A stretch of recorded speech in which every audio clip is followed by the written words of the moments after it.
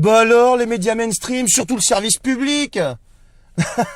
Restez jusqu'au bout les amis et partagez cette vidéo parce que là, alors on avait déjà nagé en plein ridicule avec eux pendant la période Coco, mais alors là, les mecs, mais ils se noient complet. Hein. Alors, on va commencer par France Info avec Olive et Béatrice Rosen, donc qui sont qualifiés de tous les mots. En fait, ce sont de sombres complotistes, anti je sais pas quoi, anti-trucs. En fait, ce sont juste des gens qui réfléchissent par eux-mêmes. Alors, je connais les deux, plus Olive que Béatrice Rosen. J'ai eu la chance avec Béatrice Rosen de faire 2 ou 3 plateaux, 3 plateaux, je crois, ouais, c'est ça. TV Liberté, c'est quelqu'un de sympathique, c'est quelqu'un qui dit les choses de la manière la plus élégante, la plus normale, qui dit ce qu'elle voit, pas ce qu'elle entend. C'est quelqu'un qui réfléchit énormément par elle-même. Et donc voilà, Olive, c'est quelqu'un qui va vous cracher des vérités brutes, qui va vous dire les choses telles qu'elles sont aussi.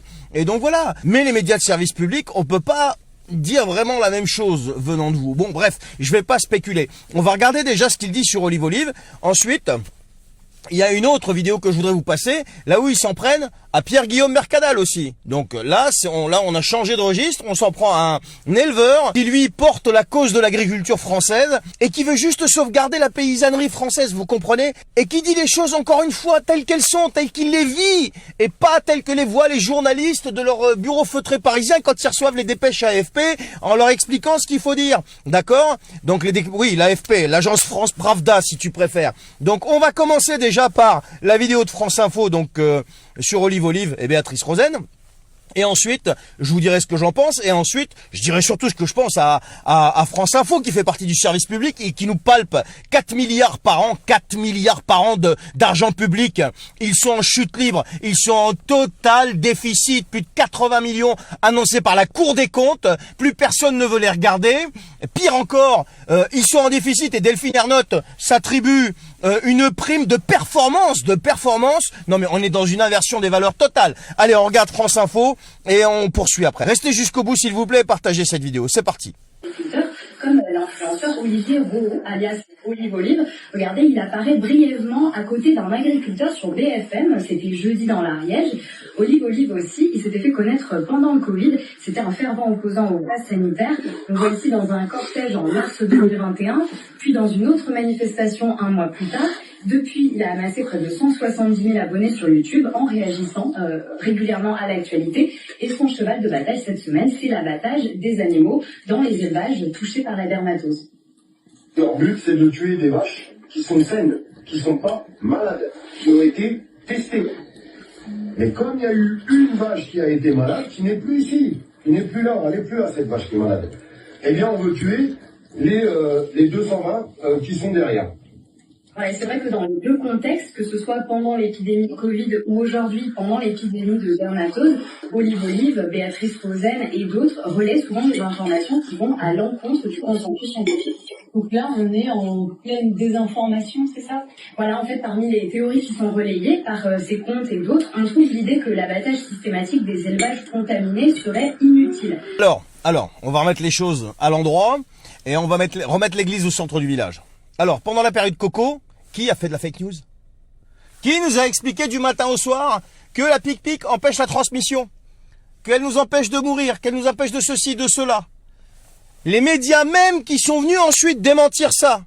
Non mais, et ils se sont cachés derrière quoi? Derrière le fait que, oui, mais bon, on était dans une période incertaine, quelque chose de totalement inconnu, Là, vous venez accuser un mec de fake news, alors que la DNC, elle est connue depuis 1992, il y a déjà eu une épidémie comme ça en France en 1992, et le service public, à cette époque, a documenté, comme vous dites, et a expliqué qu'en fait, que c'était pas du tout comme ça. Alors c'est pas le service public d'aujourd'hui, parce que le service public d'aujourd'hui, il n'a plus rien de public, hein, et il n'a plus rien de service. C'est plutôt une espèce de pravda qu'il faut absolument suivre, sinon on est relégué, on est envoyé au goulag moral et intellectuel. Donc, ils avaient expliqué que non, ils abattaient pas, en fait, et les vidéos sont là, elles sont disponibles. Je l'ai déjà diffusé sur ma chaîne YouTube, et ça vient vraiment de sources officielles. Bref, alors ça c'est pour l'histoire de la DNC. Maintenant on va parler des chiffres. Mais les chiffres, non, pas les chiffres de combien de vaches. Non, moi ce qui m'intéresse, c'est votre audience. Votre audience, elle est par terre. Votre groupe est déficitaire. Vous êtes, mais dans un déficit abyssal. C'est pas moi qui le dis, c'est la Cour des comptes.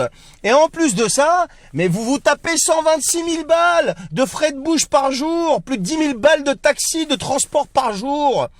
Et votre patronne Delphine Ernotte, qui prend une prime de performance.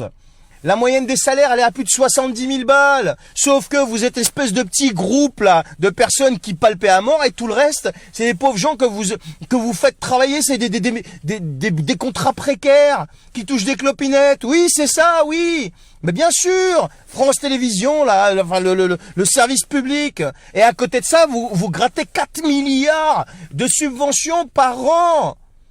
Et en plus, si c'était pour avoir des bons chiffres et délivrer de la vraie info, non mais c'est quand même chez vous, à France Télévisions, mais qui avait confondu un conduit de cheminée avec un missile russe, s'il te plaît.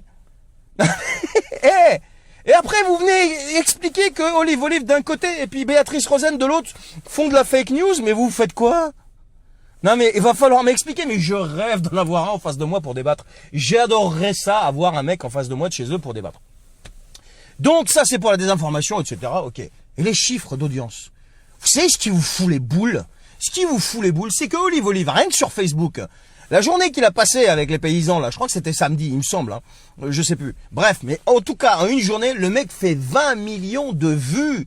Mais jamais de votre vie, vous ne rêvez de ça. Vous savez pourquoi il fait 20 millions de vues? C'est pas parce qu'il s'appelle Olivier Rohaut. Il fait 20 millions de vues parce que lui, il parle de ce qu'il voit et pas de ce qu'il entend.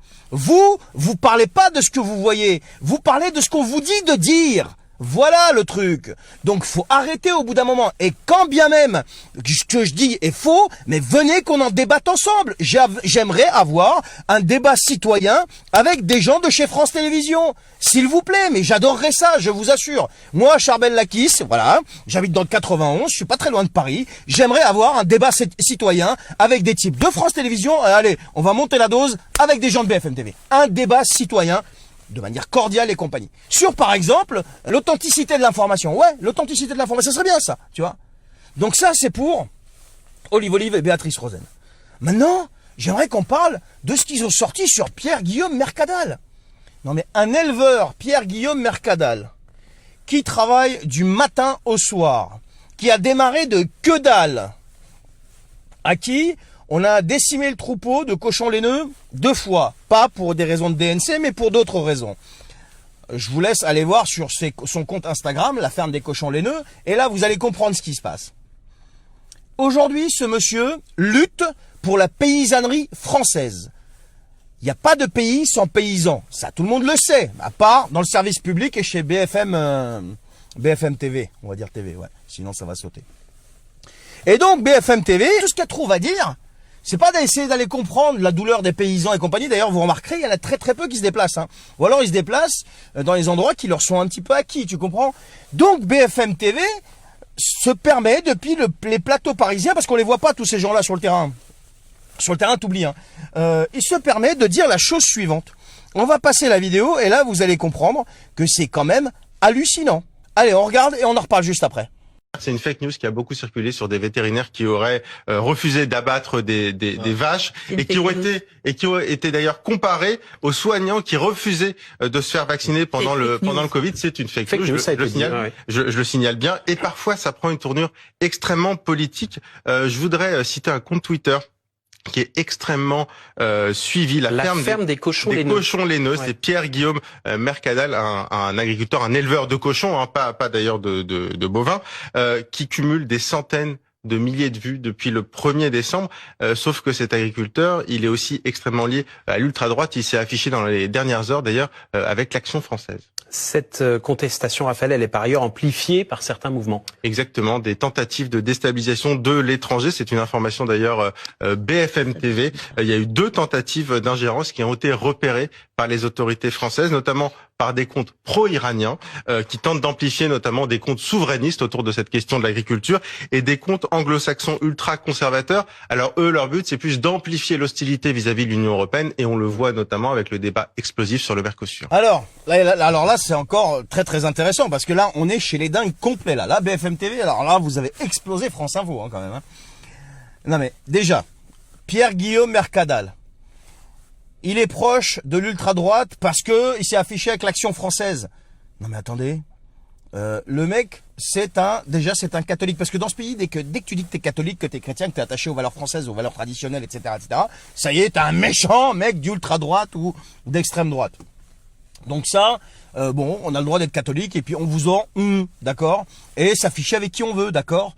Jusqu'à présent, je veux dire, les gens que vous soutenez, eux, ils ont fait pire que s'afficher.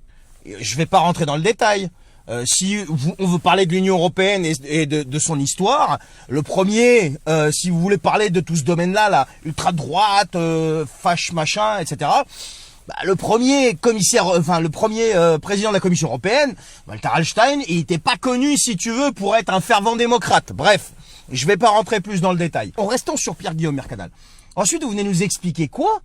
Vous venez nous expliquer qu'il y aurait une fake news à propos des vétérinaires. Peut-être. Mais est-ce que vous êtes intéressé à la lettre qui aurait fuité du Conseil national de l'ordre des vétérinaires, qui demandait la police et la justice, plus, donc pour les éleveurs, plus qui demandait des sanctions disciplinaires vis-à-vis des vétérinaires qui ne se plient pas aux ordres donc du Conseil de l'ordre, du gouvernement, etc. Est-ce que vous vous êtes intéressé à cette lettre? Votre rôle de journaliste, jusqu'à preuve du contraire. Moi, j'ai fait exprès de sortir ça en vidéo, en disant au conditionnel, une lettre aurait fuité, etc. Peut-être, je me suis dit qu'un journaliste qui sait faire son boulot va s'emparer de ce problème et va aller enquêter, va aller voir si c'est vrai ou si c'est pas vrai. Ils demandent pas, si vous voulez, un consensus au niveau des agriculteurs, non. Ils demandent pas un consensus scientifique. Ces gens-là demandaient des mesures disciplinaires vis-à-vis des vétérinaires et ils demandaient la police et la justice pour aller réprimer les agriculteurs. Alors, je dis bien ils auraient demandé, donc intéressez-vous à cette lettre pour venir nous expliquer s'il y a de la fake news, s'il y a du complotisme et compagnie derrière. Non mais vous êtes des petits malins, vous entretenez un flou volontairement parce que justement ça vous permet d'avoir des armes pour taper les gens qui sont pas d'accord avec la version officielle. Arrêtez de nous prendre pour des mecs sans cerveau. Les gars, descendez, venez à la campagne, venez là dans les champs, allez voir les éleveurs. Allez-y, prenez votre courage à deux mains et allez-y. Arrêtez de taper sur les gens qui essayent juste de défendre leur patrimoine, leur agriculture, la paysannerie, les traditions françaises, la culture française. Non mais quand est-ce que vous allez comprendre ça?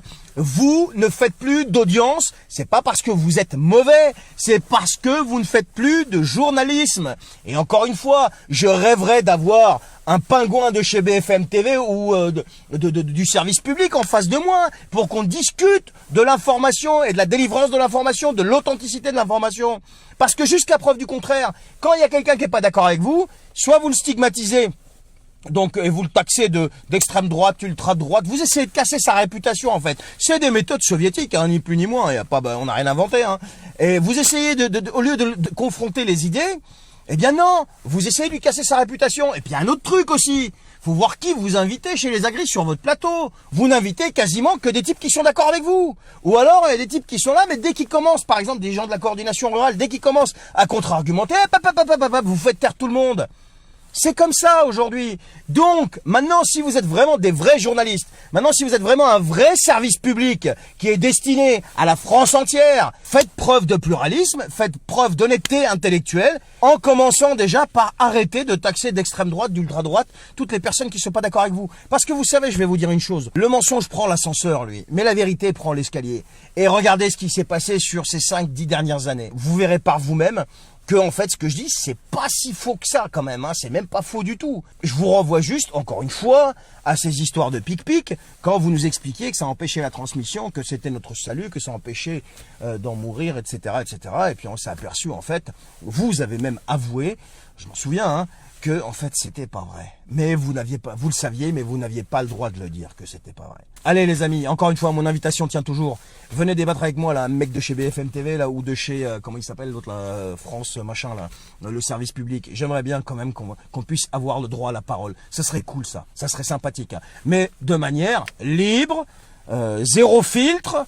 Et pas de narratif ou je sais pas quoi. Hein. Non, tu commences pas à me dire, quand tu me poses une question, tu me laisses parler. Sinon, je vais te dire un truc, moi ça va pas se passer comme ça. Je vais me lever, je vais me barrer, je vais t'afficher derrière. Donc si vous êtes sûr de vous, alors on y va, je vous lance le défi. Et puis j'appelle aussi, bien évidemment, tout le monde à boycotter toutes ces chaînes-là, qui ne sont plus du tout des chaînes d'information, qui ne sont ni plus ni moins, comme je l'ai dit sur le plateau de TVL, la Pravda. Allez, sur ce, je vous souhaite une bonne journée.